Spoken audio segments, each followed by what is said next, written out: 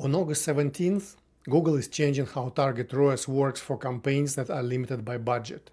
If one of those campaigns is performing well above its target, you could see its ROAS fall or its cost per sale rise.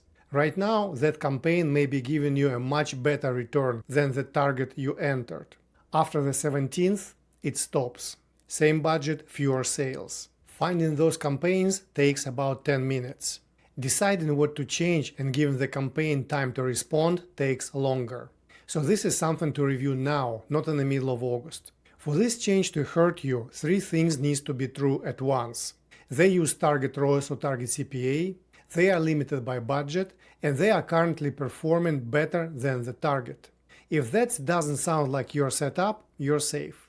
But if it does, stick around, because we need to fix it. Because the campaign cannot spend beyond its budget, Google may currently be more selective about where it spends.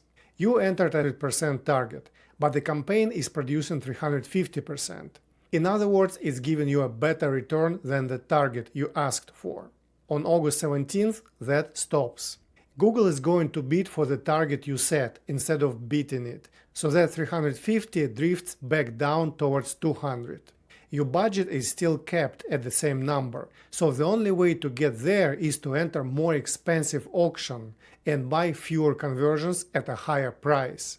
You'll hit your target and you'll pay more to get less. Target CPA works the same way. Google's own example is a $10 target that's been getting 5, and it climbs towards 10. I'm going to focus on ROAS for the rest of this video, but if you run target CPA, the math is identical. Don't go editing the whole account, because the list is narrow. The main campaigns to review are search, shopping, and PMax, using target-based bidding that are limited by budget and performing above their targets. Apps campaigns, video reach, and video view campaigns aren't affected at all. If a campaign is not limited by budget, this particular change should not affect how it bids. So, let's go to find them, and this part takes about 10 minutes. Go to the campaigns view and choose a date range that represents normal recent performance, typically last 30 days or last full month. Add columns for target ROAS and actual ROAS so you can compare them side by side. Filter for campaigns marked limited by budget. Then find the ones where actual ROAS is meaningfully higher than the target.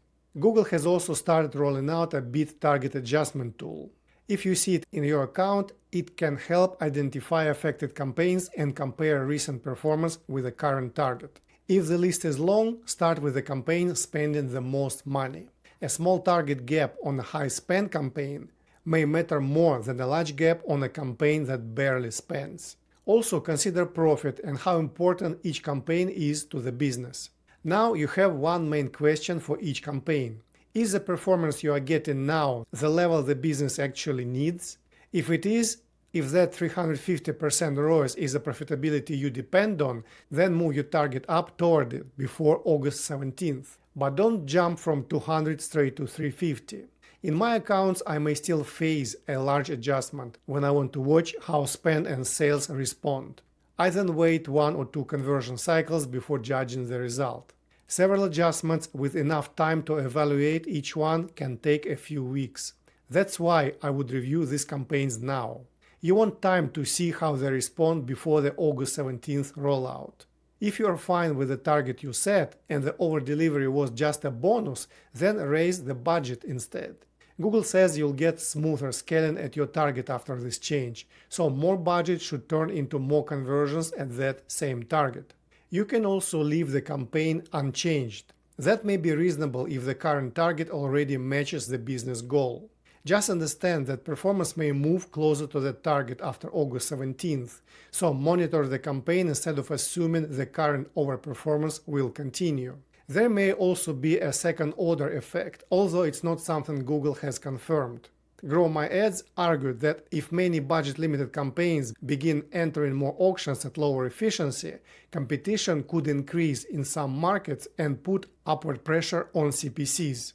Google says the auction itself is not changing, so I would treat this as a possibility, not a guaranteed outcome. This is another reason to make deliberate changes early. I am doing this in my own client accounts this week. I'm finding campaigns that are limited by budget and performing above their target. Where the current return is something the business needs to protect, I'm deciding whether to raise the target now and, in some cases, phase the change over time. Here's what to do today. Open your account, add the target and actual performance columns, and build your list. For each campaign, ask whether the current performance or the target you entered reflects what the business actually needs. If the current performance is a requirement, consider moving the target closer to it. If the existing target is already right, you may leave it alone and decide whether more budget makes business sense.